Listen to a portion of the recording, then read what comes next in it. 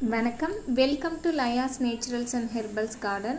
இது பார்த்திங்கன்னா நம்ம தோட்டத்துலேருந்து கட் பண்ணி எடுத்துகிட்டு வந்த கட்டிங்ஸ் தாங்க. ரோஸு, மல்பெரி, அப்புறம் இன்னும் சில கட்டிங்ஸ் எல்லாம் நம்ம ஃப்ரெண்ட்ஸ் கேட்டிருந்தீங்க இல்லைங்களா. அப்புறம் ஏற்கனவே கொடுத்த ஒரு மல்பெரி செடி வந்து நம்மளோட சிஸ்டர் ஒருத்தங்க வீட்டில் சூப்பராக வந்து உயிர் பிடிச்சி தொட்டிலேயே நல்லா பழமும் விட ஆரம்பிச்சிருச்சுங்க. ஒரு செடி நம்ம ஒருத்தருக்கு கொடுக்கறது பெருசு இல்லைங்க, அங்கே போய் அது உயிர் பிடிச்சி அவங்களுக்கு நல்ல விதமாக அந்த செடி வளர்ந்து காய் பழம்லாம் கொடுக்கும்போது தான் நம்ம கொடுத்த உண்மையான சந்தோஷம் நம்மளுக்கு கிடைக்குங்க. நானும் இந்த மாதிரி இந்த செடியை பார்க்கும்போது எனக்கு அவ்வளோ ஒரு சந்தோஷமாக இருந்ததுங்க. அவங்க வீட்டில் போய் இது நல்லா வளர்ந்தது. அடுத்து இந்த பக்கம் வந்து அரளிப்பூ பொறிக்கலான்னு வந்து பார்த்தப்பங்க அரளி பறிக்க முடியலங்க. அவ்வளோ குண்டு புழு வந்து அங்கே படுத்துட்டு இருந்தது. சரி, கட்டரை கொண்டு வந்து இந்த கிளையவே அப்படியே வெட்டி கொண்டு போய் புழுவை அந்த சைடு வீசிடலாம். அந்த புழுவை பார்க்கவே பயமாக இருந்ததுங்க. அவ்வளோ இலைய செடியை எல்லாம் வந்து நல்லா அரைச்சி வச்சிருச்சுங்க. அரைச்சி நல்லா சாப்பிட்டுக்கிட்டு இருந்தது.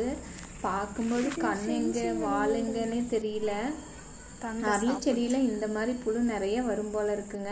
இந்த அரளி செடியில் இந்த பூ எடுக்கலான்னு போய் புழுக்கிட்ட மாட்டிட்டோமா.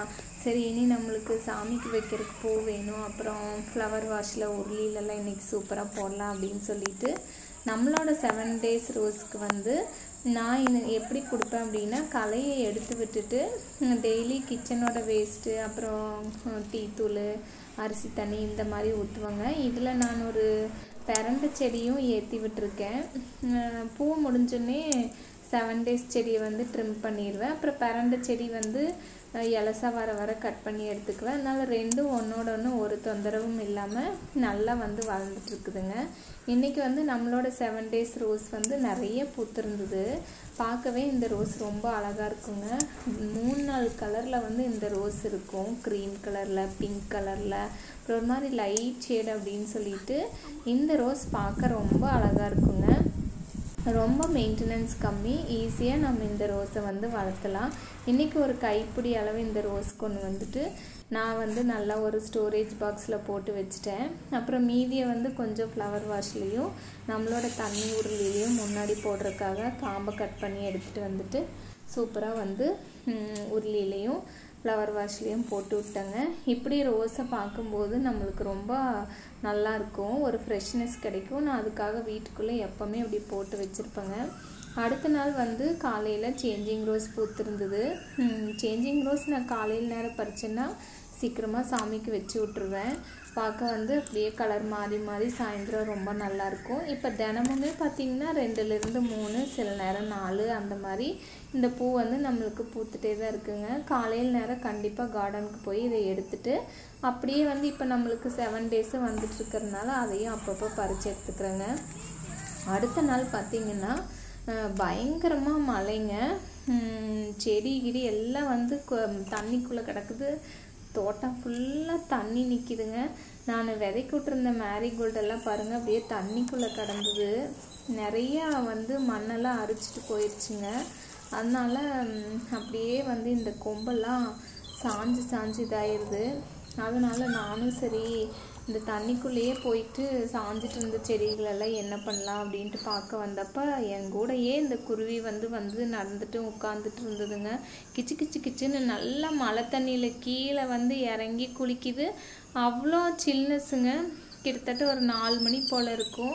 ஆனாலும் இந்த குருவிக்கு குளிர் அடிக்குதான்னு தெரிலங்க. 2-3 குருவி சேர்ந்துட்டு நம்ம தோட்டத்து தண்ணியில் வந்து ஒரு நல்ல ஒரு குளியல் போட்டு மறுபடியும் நம்ம தோட்டத்து மேலே உட்காந்துட்டு சத்தம் போட்டே இருந்ததுங்க. கொஞ்ச நேரம் நான் நின்று ஈரத்தில் தண்ணியில் நின்று இந்த குருவிகளையே வேடிக்கை பார்த்துட்டு இருந்தேன். அப்புறம் அப்படியே அதுவே ரக்கையை விரித்து ட்ரை பண்ணிட்டு கத்திட்டு இருந்தது. எப்போவுமே இந்த குருவிகள் நம்ம கூட தோட்டத்துக்கு வருங்க. அதனால் அதை கொஞ்சம் நேரம் பார்த்துட்டு இருந்துட்டு சாஞ்சு போன செடிகளையெல்லாம் எடுத்து நிறுத்திட்டு இருந்தேன். என்ன நிறுத்தினாலும் அது நிற்கலைங்க. இது வந்து நம்ம தோட்டத்தில் இருக்கிற மருகு இருக்கு இல்லைங்களா, மருகு செடியில் வந்து நிறைய பூ பூத்துருக்குது. இதில் விதையும் கூட வரும்னு நினைக்கிறேங்க. காஞ்சிச்சுன்னா மருகோட விதைகள் எடுத்து எப்படி இருக்குன்னு உங்களுக்கு சொல்கிறேன். மழை பெஞ்சதுக்கு பார்த்திங்கன்னா அந்த கேரட் செடி அவ்வளோ ஒரு அழகாக இருந்ததுங்க.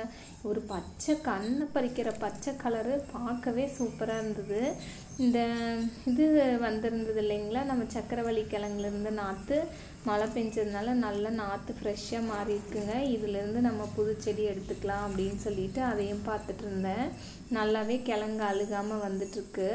மழைக்கு இந்த தானம் முளைச்ச கீரைகளை நல்லா ஃப்ரெஷ் ஆயிடுச்சுங்க. நம்ம இங்கெல்லாம் களை எடுக்க போகிறோம்.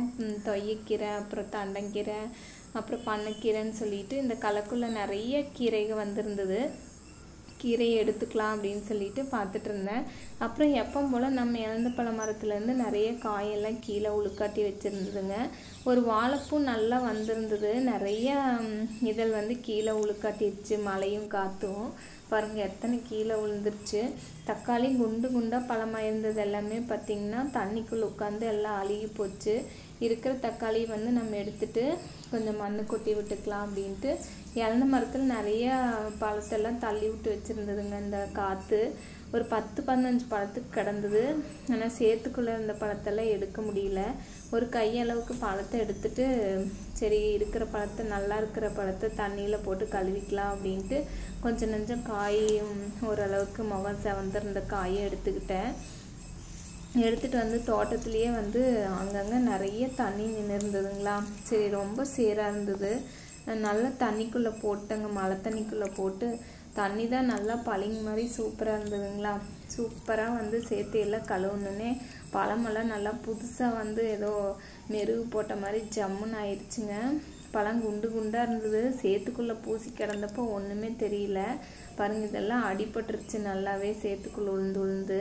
இருந்தாலும் சரி நம்ம கட் பண்ணிவிட்டு சாப்பிட்டுக்கலாம். பழம் பார்க்க நல்லா தங்கமாட்டு இருந்ததுங்க. பழத்தை எல்லாம் எடுத்துக்கலாம் அப்படின்னு சொல்லிட்டு இந்த காம்புக்கிட்டு இருந்த அந்த கருப்பு கிருப்பு எல்லாத்தையும் கழுவி தண்ணியில் நல்ல தண்ணியில் கழுவுனே சூப்பராக இருந்ததுங்க. எடுத்துகிட்டு கிளம்பிட்டேங்க. இந்த வீடியோ பிடிச்சிருந்தா லைக் பண்ணுங்கள். நன்றி.